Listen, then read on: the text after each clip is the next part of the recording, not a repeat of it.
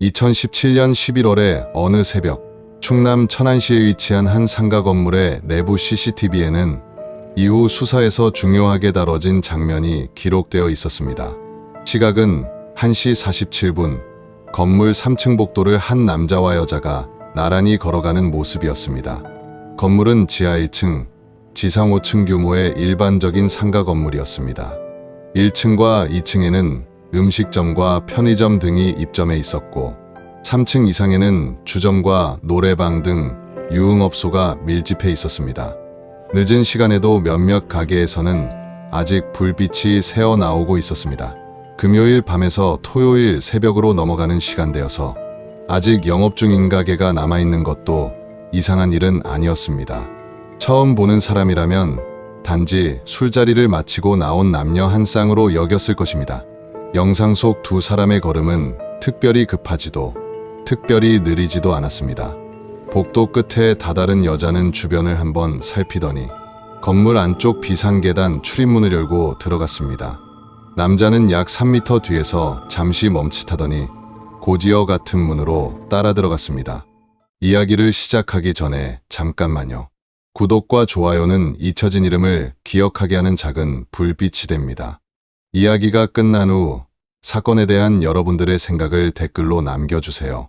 사라진 진실을 조용히 기록하는 곳, 그날 남겨진 기록입니다. CCTV 타임스탬프 기준으로 약 34분 뒤인 2시 21분, 남자는 혼자 비상계단에서 나왔습니다.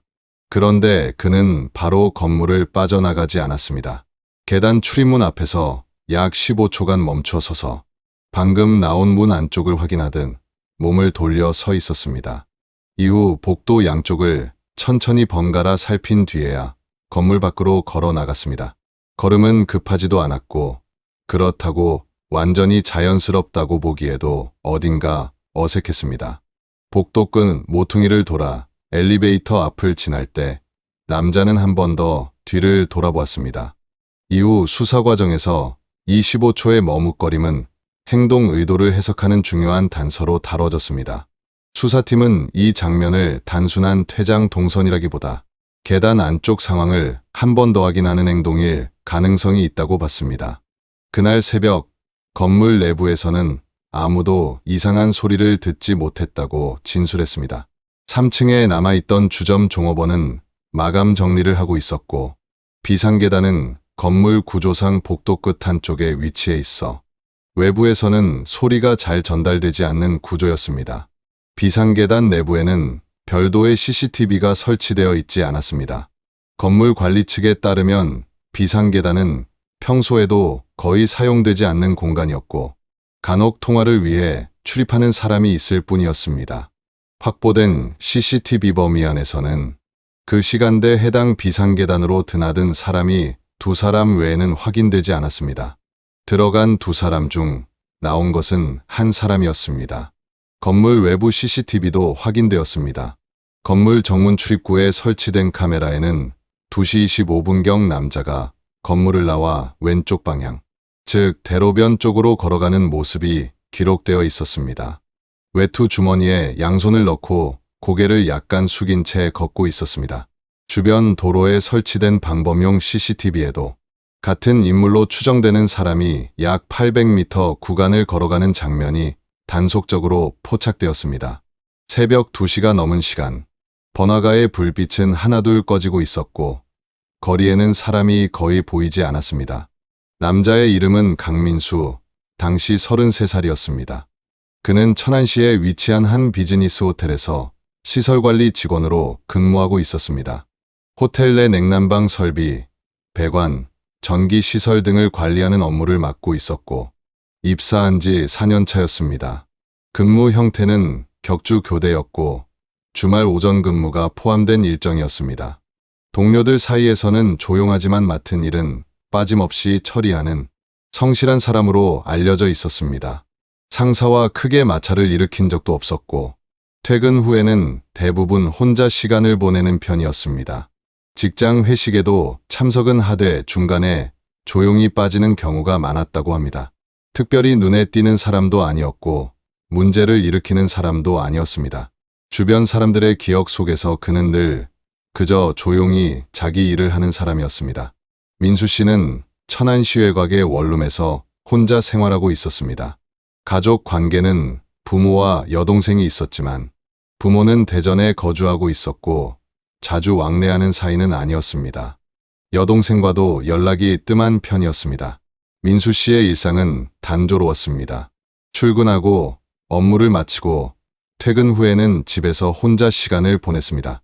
취미라고 할 만한 것은 딱히 없었고 SNS 계정도 거의 활동이 없는 상태였습니다. 주말에도 외출하는 일이 드물었습니다. 직장 동료 중 한 명은 나중에 이렇게 말했습니다. 같이 밥을 먹어도 대화가 길지 않은 사람이었어요. 불편한 건 아닌데 뭔가 속을 모르겠다는 느낌이 들었어요.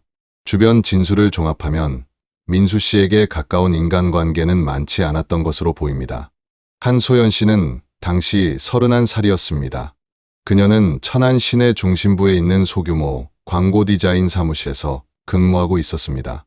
사무실은 직원이 5명 남짓한 작은 곳이었지만 소연 씨는 그 안에서 디자인 실무와 클라이언트 미팅까지 폭넓게 담당하고 있었습니다. 업무량이 적지 않았지만 불만을 겉으로 드러내는 편은 아니었다고 동료들은 기억했습니다. 동료들은 그녀를 밝고 사교적인 사람으로 기억했습니다. 모임이 있으면 빠지지 않았고 사람들과 어울리는 것을 좋아했습니다. 직장 동료에 따르면 소연 씨는 점심시간이면 늘 누군가와 함께 밥을 먹으러 나갔고 주말에는 대학 동기들과 정기적으로 연락하며 지냈다고 합니다. 다만 개인적인 영역에 대해서는 선이 분명한 편이었습니다. 가까운 친구에게도 자신의 속마음이나 연애 이야기를 쉽게 드러내지 않는 성격이었다고 주변인들은 진술했습니다. 소연 씨는 천안에서 태어나고 자란 사람이었고 대학 졸업 후 지역에 남아 일을 이어가고 있었습니다. 부모님과는 같은 시에 거주하면서 일주일에 한두 번 정도 통화하는 사이였고 관계는 좋은 편이었습니다. 두 사람이 처음 만난 것은 2017년 여름 공통 지인이 마련한 단체 술자리에서였습니다. 약 8명이 모인 자리였고 민수 씨와 소연 씨는 테이블 맞은편에 앉아 있었습니다. 그 자리에서 두 사람이 특별히 긴 대화를 나눈 것은 아니었습니다. 민수 씨는 평소 성격대로 말수가 적었고 소연 씨는 옆에 앉은 친구와 주로 이야기를 나누고 있었습니다. 이후 비슷한 모임이 두세 차례 더 있었고 그때마다 얼굴을 마주치기는 했지만 개인적으로 연락을 주고받는 사이는 아니었습니다. 지인들의 진술에 따르면 소연 씨는 민수 씨의 존재를 특별히 의식하지 않았던 것으로 보입니다. 여러 사람 중 한 명으로 인식하고 있었을 뿐이었습니다. 이후 확인된 연락 기록과 지인 진술을 보면 민수 씨는 첫 만남 이후 소연 씨에게 일찍부터 관심을 두고 있었던 것으로 보입니다. 두 번째 모임에서 민수 씨가 소연 씨 옆자리에 앉으려고 일부러 일찍 도착했다는 진술도 있었습니다.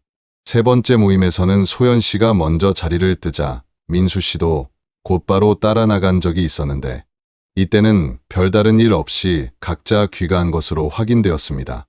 2017년 8월 무렵부터 민수 씨는 소연 씨에게 직접 연락을 하기 시작했습니다. 공통 지인을 통해 소연 씨의 전화번호를 알아낸 것이었습니다. 번호를 알려준 지인은 나중에 별 생각 없이 알려줬다고 진술했습니다. 처음에는 안부를 묻는 짧은 메시지였습니다. 오늘 날씨가 좋네요. 식사는 하셨어요? 와 같은 내용이었습니다. 소연 씨는 처음 한두 번은 간단하게 답장을 보냈습니다. 네, 감사합니다. 맛있게 먹었어요. 와 같은 예의 차원의 응답이었습니다. 하지만 메시지가 매일 반복되자 점차 답장을 줄였고 읽고도 응답하지 않는 경우가 늘어났습니다.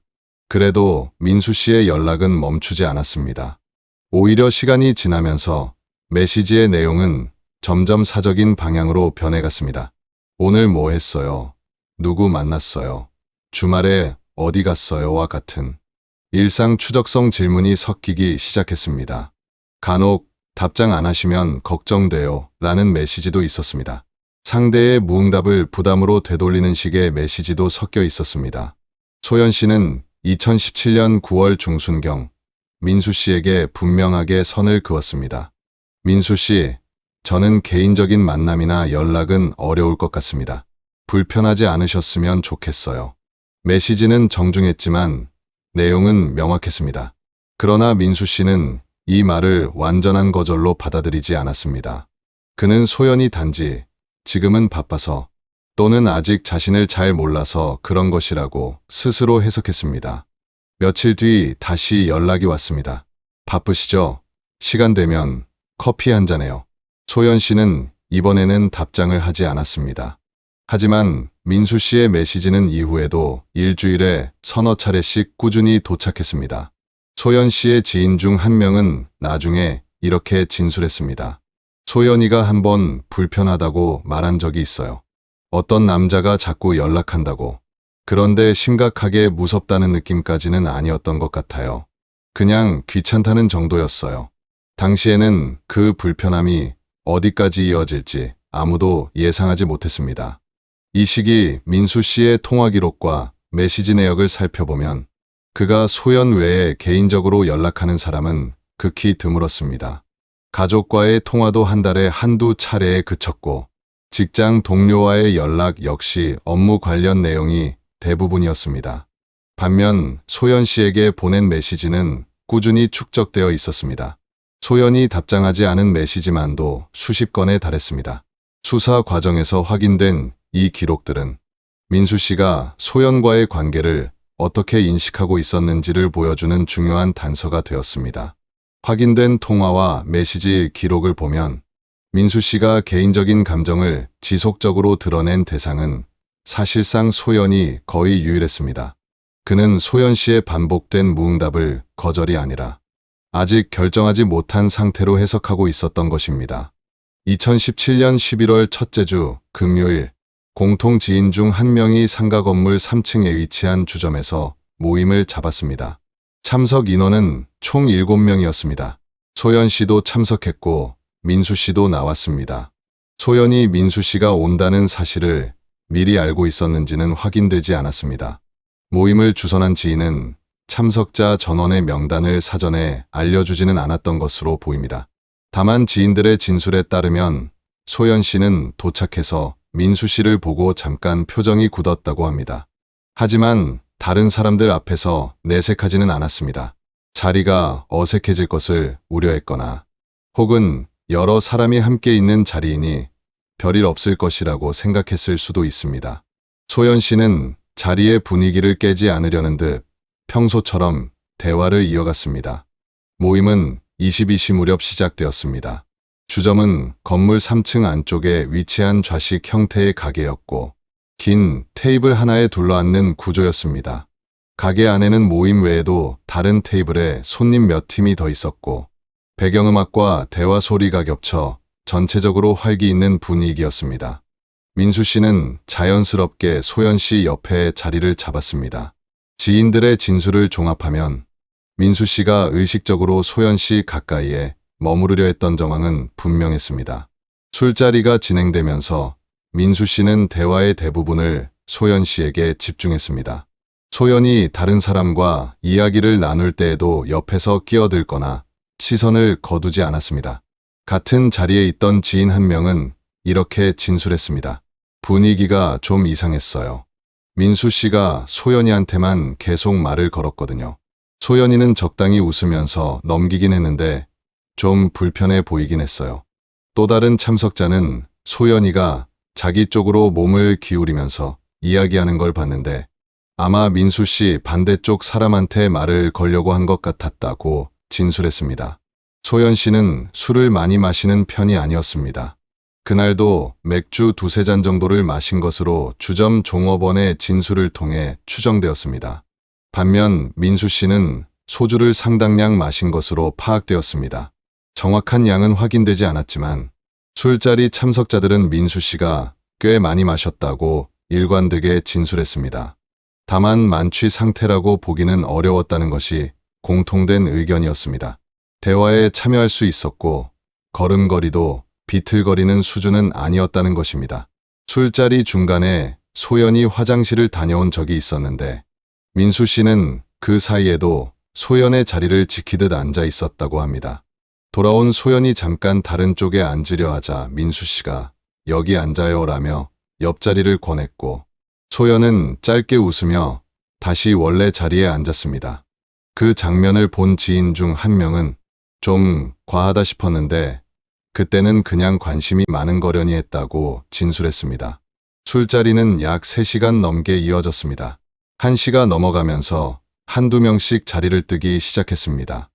먼저 간다는 사람이 나올 때마다 소연 씨는 따라 나갈까 망설이는 기색이 있었지만 결국 자리에 남았습니다. 가장 먼저 나간 두 사람은 같은 방향에 사는 지인이었고 그 뒤 한 명이 더 빠졌습니다. 1시 40분경 테이블에는 소연, 민수를 포함해 4명이 남아 있었습니다. 소연 씨는 곧 자리에서 일어났습니다. 저 먼저 갈게요 라며 가방을 챙기고 가벼운 인사를 건넨 뒤 주점 밖 복도로 나왔습니다. 3층 복도에는 주점 외에도 몇 개의 가게가 있었고 그 시간에도 일부 가게는 아직 영업 중이었습니다. 복도에는 간간히 사람들이 지나다니고 있었습니다. 그런데 민수 씨도 소연 씨를 뒤따라 주점 밖으로 나왔습니다. 나머지 두 사람에게는 나도 슬슬 간다고 말했다고 합니다. 주점 종업원은 두 사람이 거의 동시에 나간 것을 기억하고 있었습니다. 여자분이 먼저 나가고 한 30초쯤 뒤에 남자분도 일어나서 나갔어요. 복도에서 민수 씨는 소연 씨를 불러 세웠습니다. 잠깐만 이야기 좀 하자. 소연 씨는 걸음을 멈추었지만 표정은 이미 굳어 있었습니다. 두 사람 사이의 거리는 약 2m 정도였습니다. 민수 씨는 한 걸음 더 다가서며 무언가 말을 꺼내려 했습니다. 소연은 짧게 무슨 이야기요 라고 답했습니다. 그녀의 어조에는 이미 경계심이 담겨 있었습니다. 복도에는 아직 사람들이 있었습니다.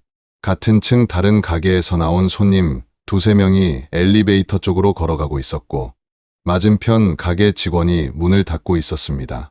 소연 씨는 그 상황을 다른 사람들 앞에서 길게 이어가고 싶지 않았던 것으로 보입니다. 여러 사람 앞에서 실랑이를 벌이는 상황 자체가 소연 씨에게는 부담이었던 것으로 보입니다. 이 판단이 소연을 비상계단이라는 밀폐된 공간으로 향하게 만들었습니다. 결국 소연 씨는 복도 끝에 있는 비상계단 출입문을 열고 안으로 들어갔습니다. 비상계단은 건물 안쪽 구석에 위치해 있었고 복도 끝에서 약 15m 떨어진 곳이었습니다. 출입문에는 자동 잠금 장치가 없었고 안방 모두에서 자유롭게 열 수 있는 구조였습니다. 민수 씨는 잠시 뒤 같은 문으로 따라 들어갔습니다. 비상계단은 콘크리트 벽과 철제 난간으로 이루어진 좁은 공간이었습니다. 벽면은 회색 콘크리트가 그대로 노출되어 있었고 군데군데 페인트가 벗겨져 있었습니다. 조명은 천장에 설치된 센서 등 하나뿐이었고 움직임이 감지되면 점등되는 방식이었습니다. 형광등의 빛은 차갑고 날카로웠습니다. 벽에는 비상시 이외 사용 금지라는 안내문이 붙어 있었지만 오래되어 글씨가 흐릿해진 상태였습니다. 계단 3층과 4층 사이 중간층에서 멈춰 선 소연 씨는 민수 씨를 바라보며 말했습니다. 제가 몇 번 말씀드렸잖아요. 이런 연락, 이런 만남 부담스럽습니다. 소연 씨의 목소리는 차분했지만 단호했습니다. 그녀의 어조에는 더 이상 예의를 차리거나 상대의 기분을 살필 여유가 남아있지 않았습니다. 그것은 9월의 메시지와는 다른 무게였습니다. 이전까지 화면 너머로 완곡하게 전했던 거절을 이번에는 좁은 계단 안에서 얼굴을 마주 보고 직접 말하고 있었습니다. 민수 씨의 표정이 굳어졌습니다. 왜요? 내가 뭐 그렇게 잘못했어요? 그의 목소리에는 당혹감과 함께 억눌린 분노가 섞여 있었습니다. 민수 씨는 자신이 잘못한 것이 무엇인지 이해하지 못하고 있었습니다. 꾸준히 연락한 것이, 관심을 표현한 것이 왜 문제가 되는지를 받아들이지 못했습니다. 민수 씨는 소연 씨의 말을 분명한 거절로 받아들이지 못하고 있었던 것으로 보입니다. 소연 씨는 짧게 고개를 저었습니다. 잘못하신 건 아니에요. 하지만 저는 그런 마음이 없습니다. 앞으로 개인적으로 연락하지 말아주세요. 그 말은 사실상 최후의 거절이었습니다. 어떤 여지도 남기지 않은 돌이킬 수 없는 선이었습니다.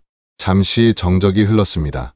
민수의 얼굴이 서서히 일그러졌습니다. 그는 소연 씨의 오른쪽 팔을 잡았습니다. 소연은 즉시 팔을 뿌리치며 한 걸음 물러섰습니다. 그리고 이전보다 높아진 목소리로 말했습니다. 놓으세요. 저 내려갈게요. 소연 씨는 계단 아래쪽으로 내려가 3층 출입문을 통해 복도로 나가려 했습니다. 그 순간 민수는 이 관계를 더 이상 자기 뜻대로 끌고 갈 수 없다는 사실을 직감한 듯했습니다. 소연이 이 자리를 벗어나면 2번 다시 이런 기회는 오지 않을 것이었습니다. 동시에 다른 공포가 밀려왔습니다.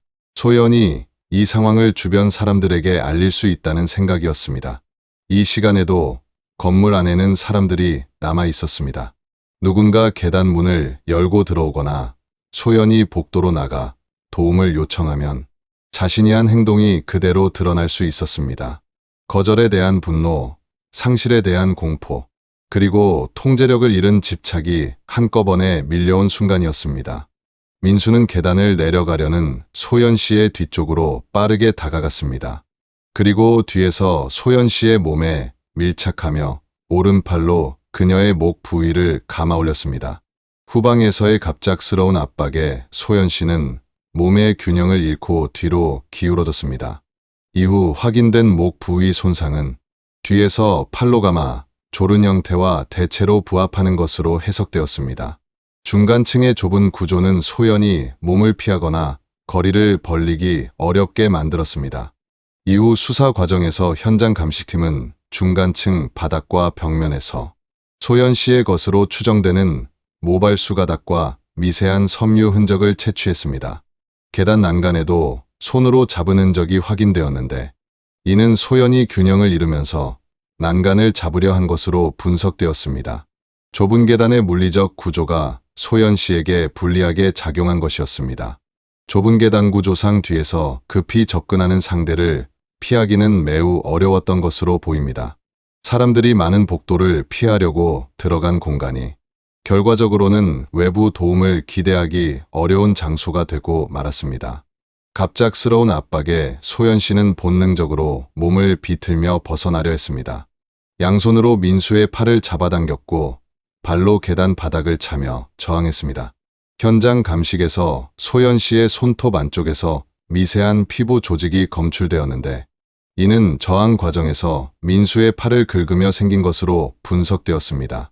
그러나 뒤에서 체중을 실어 압박하는 민수의 팔은 점점 더 강하게 조여왔습니다.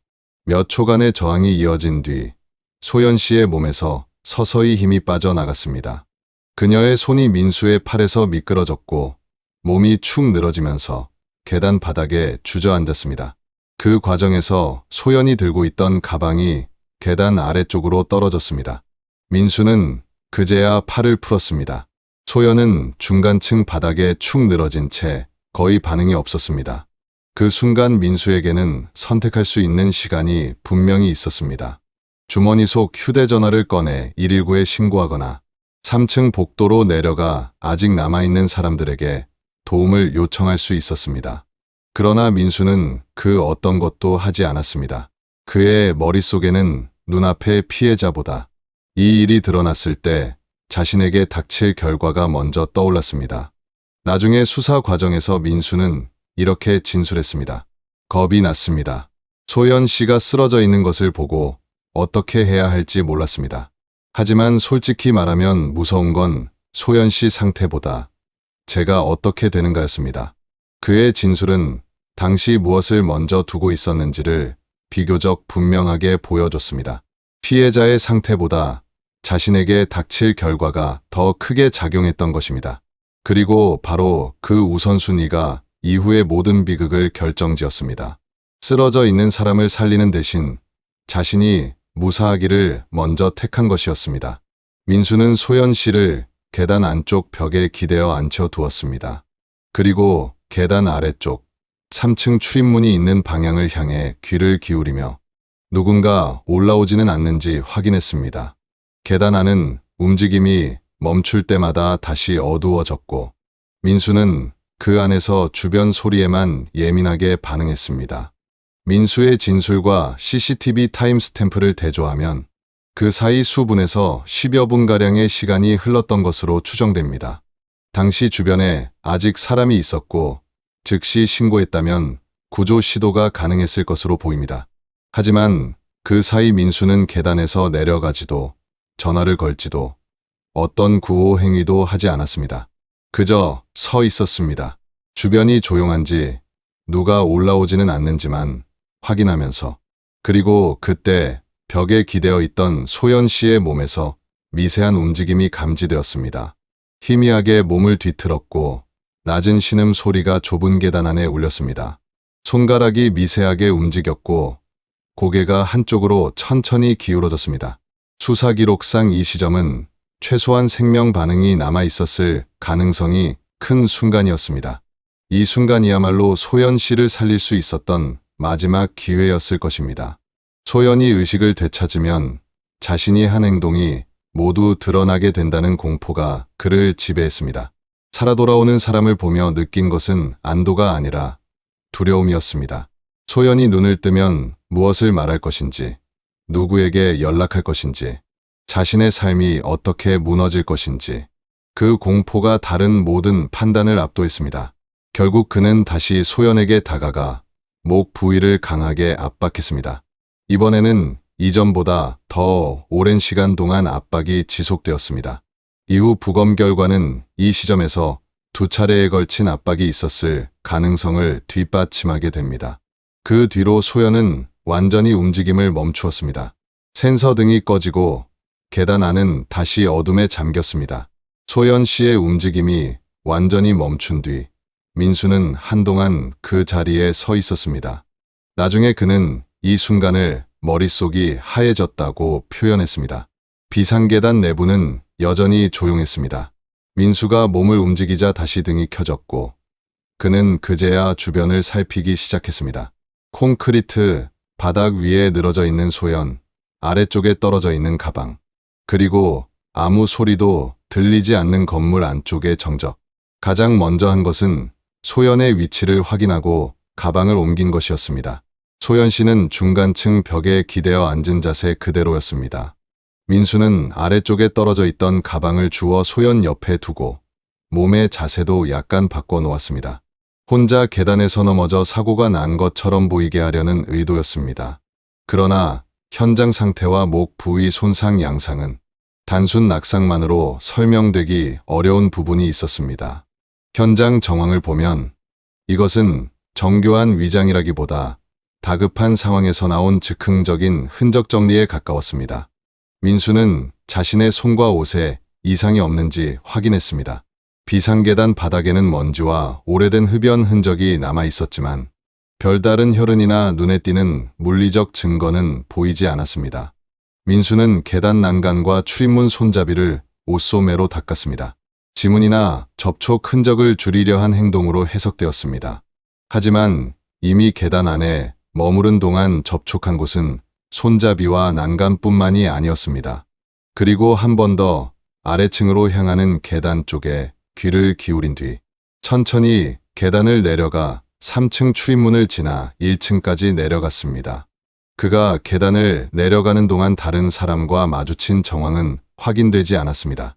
1층에서 복도를 거쳐 출입문을 열고 밖으로 나왔습니다. 건물을 나온 민수는 약 800m 떨어진 대로변까지 걸어갔고 그곳에서 택시를 잡아 귀가했습니다. 탑승 시각은 2시 34분이었고 목적지는 민수의 원룸이 있는 아파트 단지 앞이었습니다. 택시 기사는 나중에 경찰 조사에서 별다른 인상을 받지 못했다고 진술했습니다. 승객이 특이한 행동을 하거나 다급해 보이지는 않았다는 것입니다. 다만 차 안에서 한마디도 하지 않았고 창밖만 보고 있었다고 덧붙였습니다. 도착지까지의 이동 시간은 약 12분이었습니다. 집에 도착한 민수는 먼저 옷을 갈아입었습니다. 입고 있던 겉옷과 바지를 세탁기에 넣었고 바로 세탁을 돌렸습니다.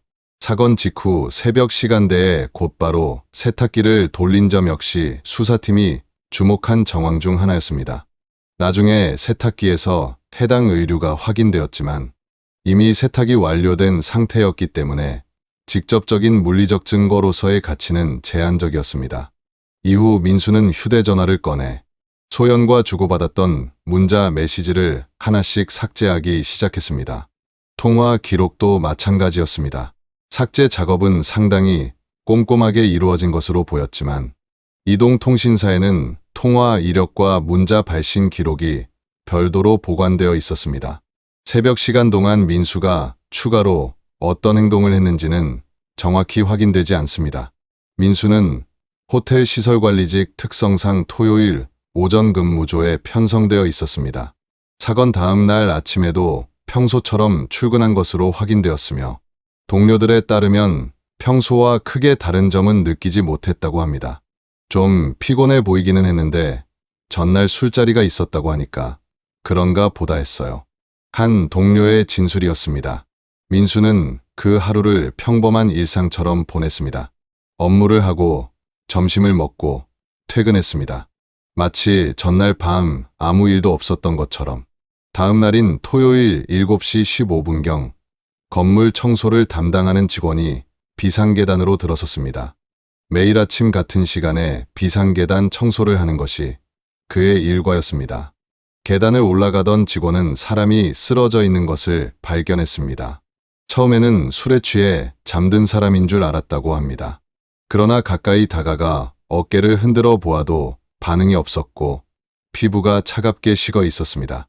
직원은 놀라서 뒷걸음질을 쳤고 떨리는 손으로 즉시 119에 신고했습니다. 7시 23분 구급대원이 현장에 도착했고 소연 씨의 사망이 확인되었습니다. 사망 추정 시각은 새벽 2시경으로 발견되기까지 약 5시간이 경과한 상태였습니다. 경찰은 현장에 도착하여 초동 수사를 시작했습니다. 현장 감식팀은 비상계단 내부를 정밀 조사했습니다. 중간층 바닥에서 소연의 모발과 미세 섬유질이 채취되었고 벽면에는 등이 기대어진 흔적이 확인되었습니다. 비상계단 출입문 손잡이에서는 여러 사람의 지문이 중첩되어 있어 개별 식별은 어려웠습니다. 감식팀은 동시에 건물 내부와 주변의 CCTV 영상도 확보했습니다. 건물에는 1층 출입구, 각 층 복도, 그리고 주차장 쪽에 총 8대의 CCTV가 설치되어 있었습니다. 비상계단 내부에는 카메라가 없었지만 복도에 설치된 CCTV에는 비상계단 출입문 앞이 촬영 범위에 포함되어 있었습니다. 이 카메라가 소연과 민수가 계단으로 들어가는 장면과 민수가 혼자 나오는 장면을 기록하고 있었습니다. 확보된 CCTV상 2시 21분 이후 다음 날 아침 청소 직원이 들어올 때까지 드나든 사람은 확인되지 않았습니다. 수사팀은 영상 분석과 동시에 주점 종업원과 술자리 참석자들의 진술 확보에 나섰습니다. 주점 종업원은 그날 밤 모임의 규모와 시간대, 퇴장 순서 등을 비교적 정확하게 기억하고 있었습니다. 술자리에 함께했던 지인들도 하나씩 소환되어 조사를 받았고 이들의 진술은 대체로 일치했습니다. 소연이 먼저 자리를 떠났고 그 직후 민수가 따라 나갔다는 것. 나머지 2사람은 잠시 더 머물다가 각자 귀가했다는 것이었습니다. 경찰은 사건 발생 이틀 후인 월요일 민수를 참고인 자격으로 소환했습니다. 소환 당시 민수는 정상적으로 출근해 있었고 경찰이 호텔로 직접 찾아갔습니다. 처음 조사에서 민수는 비교적 침착한 모습을 보였습니다. 수사관의 질문에 또박또박 대답했고 목소리도 떨리지 않았습니다. 그는 그날 밤 술자리에 참석한 것은 인정했지만 소연과 따로 이야기를 나눈 사실은 부인했습니다. 술자리가 끝나고 각자 집에 갔습니다라는 것이 초기 진술이었습니다. 수사관이 소연과의 관계에 대해 묻자 그냥 아는 사이라고만 답했습니다. 그러나 수사관이 CCTV 영상을 제시하자 민수의 표정에 변화가 나타났습니다. 잠시 침묵이 흘렀습니다. 민수는 시선을 바닥으로 떨어뜨렸습니다. 민수의 진술은 조금씩 바뀌기 시작했습니다. 처음에는 잠깐 이야기만 하고 각자 나왔다고 했다가 이후에는 소연 씨가 먼저 나가고 나는 잠시 후에 나왔다고 수정했습니다. 세 번째 조사에서는 소연 씨가 계단에서 혼자 넘어져 다친 것 같다. 나는 놀라서 그냥 나왔다고 또 다시 진술을 바꾸었습니다. 소연이 먼저 나갔다는 진술은 영상과 배치되었습니다.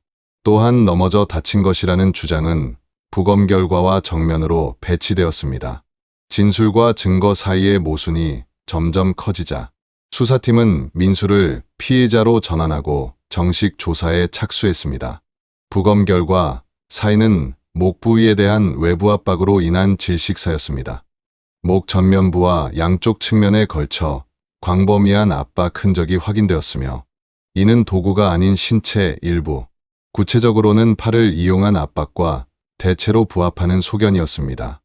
또한 목 부위 손상 양상과 전후 사정을 종합할 때 압박이 2차례 있었을 가능성을 유력하게 보았습니다. 부검 소견은 최소 1차례 이상의 강한 압박, 그리고 이후 재차 가해의 가능성을 뒷받침하는 방향으로 해석되었습니다. 이 부검 결과는 사건이 단순한 우발적 사고가 아니라 의식적인 판단이 개입된 행위였음을 보여주는 핵심 증거가 되었습니다. 결정적 증거는 또 있었습니다. 통화 이력과 문자 송수신 기록, 그리고 단말기 포렌식 자료를 통해 민수가 삭제했던 소연과의 연락 내역이 확보된 것입니다. 확보된 기록에는 민수가 수개월에 걸쳐 소연에게 보낸 수십 건의 일방적 메시지 발신 내역과 소연이 명확하게 거절 의사를 표현한 내용이 포함되어 있었습니다. 민수가 사건 직후 이 기록들을 삭제한 행위 자체가 범행 사실을 인지하고 증거를 인멸하려 했다는 간접 증거로 판단되었습니다. 또한 소연의 손톱에서 검출된 피부 조직의 DNA가 민수의 것과 일치했습니다. CCTV 영상, 부검 결과, 확보된 통신 기록, 지인들의 진술, DNA 감정 결과, 그리고 민수 스스로의 모순된 진술까지 수사팀은 충분한 증거가 확보되었다고 판단했고 민수는 살인 혐의로 구속 기소되었습니다. 구속 이후 민수는 최초로 범행 사실의 일부를 인정했습니다. 그러나 그의 진술은 여전히 핵심 부분에서 모호했습니다. 첫 번째 압박에 대해서는 순간적으로 감정을 주체하지 못했다고 말했지만 두 번째 압박에 대해서는 기억이 잘 나지 않는다고 반복했습니다. 수사관들은 이 부분을 집중적으로 추궁했습니다. 기억이 나지 않는 것이 아니라 인정하고 싶지 않은 것이었습니다. 수차례의 조사 끝에 민수는 결국 두 번째 행위도 시인했습니다. 소연 씨가 움직이는 것을 보고 겁이 났습니다. 깨어나면 다 끝이라고 생각했습니다. 이후 민수는 더 이상의 구체적인 진술을 피했습니다. 이 사건의 시작은 거창한 범죄 계획이 아니었습니다. 사전에 준비된 무기도 치밀하게 짜인 시나리오도 없었습니다. 범행 장소를 미리 답사한 것도 시간대를 계산한 것도 아니었습니다. 시작은 단지 한 사람의 마음이 받아들여지지 않았다는 것, 그리고 그 사실을 끝끝내 인정하지 못했다는 것이었습니다. 민수는 소연의 반복된 거절을 거절로 보지 않았습니다. 답장이 없는 메시지를 보내면서도 자신이 부적절한 행동을 하고 있다는 인식이 없었습니다. 그에게 소연의 침묵은 거부가 아니라 아직 결정하지 못한 유보였고 만나서 이야기하면 달라질 수 있는 상황이었습니다. 그는 자신의 감정을 진심이라고 믿었고 진심이면 언젠가 통할 것이라고 생각했습니다. 그러나 상대가 원하지 않는데도 계속 다가가는 행동은 진심이 아니라 폭력이 될 수 있다는 사실을 끝내 받아들이지 못했습니다. 그 믿음이 한 사람을 결국 돌이킬 수 없는 밤으로 이끌었습니다. 분노는 몇 초밖에 걸리지 않습니다. 하지만 그 몇 초가 빚어낸 결과는 영원히 남습니다. 무엇보다 이 사건을 더 비극적으로 만든 것은 그 이후의 선택이었습니다. 쓰러진 소연을 앞에 두고 민수에게는 분명히 시간이 있었습니다. 그러나 그는 그 시간 동안 구조 대신 자신의 상황을 먼저 계산했습니다. 소연이 다시 움직였을 때조차 그는 안도가 아닌 공포를 느꼈습니다. 살아 돌아온 사람이 아니라 자신의 행위를 증언할 목격자로 본 것입니다. 법정에서 민수의 변호인은 사전 계획이 없었고 감정이 격해진 상태에서 벌어진 우발적 행위라는 점을 강조했습니다. 반면 검찰은 두 차례에 걸친 압박 행위에 주목했습니다. 재판부는 검찰의 주장을 대체로 받아들였습니다. 판결문에는 다음과 같은 취지의 내용이 포함되어 있었습니다. 피고인은 피해자의 명확한 거절에도 불구하고 집요하게 접촉을 시도하였으며 사건 당일에도 피해자의 의사에 반하여 대면을 강제하였다. 특히 피해자가 의식을 잃은 이후 구호 가능한 시간이 있었음에도 이를 방기하였고 피해자가 의식을 되찾으려는 징후를 보이자 오히려 재차 가해하였다. 이는 우발적 행위를 넘어서는 의식적 판단에 기초한 행위로 볼 수밖에 없다. 민수에게는 징역 20년이 선고되었습니다. 이 사건을 돌아보면 처음부터 끝까지 관통하는 하나의 단어가 있습니다. 거절입니다. 소연은 처음부터 끝까지 자신의 의사를 표현했습니다. 메시지로, 침묵으로, 그리고 마지막에는 좁은 계단 안에서 얼굴을 마주하고 직접 말로. 그녀는 할 수 있는 모든 방식으로 자신의 의사를 전달했습니다. 그러나 그 모든 거절은 받아들여지지 않았습니다. 우리는 때때로 거절을 단순한 대화의 일부로 여깁니다. 상대방의 아니오를 아직으로 해석하거나 나중에는 될 수도 있다로 바꿔 있습니다. 그러나 거절은 하나의 완결된 문장입니다. 해석의 여지를 주지 않는 그 자체로 끝나는 말입니다. 그 말을 있는 그대로 듣는 것. 그것이 타인의 경계를 존중하는 가장 기본적인 방식입니다. 또 하나, 이 사건이 묻고 있는 것이 있습니다. 소연의 주변 사람들은 민수의 연락이 지속되고 있다는 사실을 어렴풋이 알고 있었습니다. 하지만 그것을 심각한 문제로 인식한 사람은 없었습니다. 그 정도는 흔한 일이라는 생각, 본인이 알아서 처리하겠지라는 판단이 주변을 지배하고 있었습니다. 누군가가 반복적으로 거절당하면서도 접촉을 멈추지 않을 때 그것은 단순한 호감 표현이 아닙니다. 경계를 인정하지 않는 행위이며 그 행위가 축적되면 언제든 위험으로 전환될 수 있습니다. 소연은 혼자서 그 무게를 감당하고 있었습니다. 소연의 가족은 재판이 끝난 뒤에도 오랫동안 공개적인 발언을 하지 않았습니다. 언론의 취재 요청도 대부분 거절했습니다. 다만 재판 과정에서 제출된 피해자 가족 진술서에는 이런 내용이 담겨 있었습니다. 우리 딸은 싫다고 말할 줄 아는 아이였습니다. 그런데 그것 때문에 이렇게 되었습니다. 이 한 문장은 법정에 있던 사람들의 마음을 오랫동안 무겁게 만들었습니다. 싫다고 말할 수 있는 것은 한 사람의 권리입니다. 자신의 경계를 설정하고 원치 않는 관계를 거부하는 것은 누구에게나 주어진 당연한 자유입니다. 그 권리가 존중받지 못할 때 비극은 시작됩니다. 소연은 그 권리를 행사했고 그 행사가 비극의 원인이 된 것이 아니라 그 권리를 짓밟은 사람의 선택이 비극의 원인이었습니다. 그것만은 분명히 구분되어야 합니다. 거절한 사람이 아니라 거절을 받아들이지 않은 사람이 이 사건의 원인이었습니다. 이 이야기는 실제 사건에서 영감을 받아 재구성한 창작 콘텐츠입니다. 실존 인물 및 단체와는 무관하며 피해자 및 가족분들께 깊은 존경과 위로의 마음을 전합니다. 시간은 흘러가지만 기록은 사라지지 않습니다. 그날 남겨진 기록은 오늘도 한 사람의 이야기를 남기고 잊힌 이야기를 다시 세상에 전하겠습니다. 여러분의 구독과 좋아요는 그 기억이 이어지게 하는 힘이 됩니다. 시청해 주셔서 감사합니다.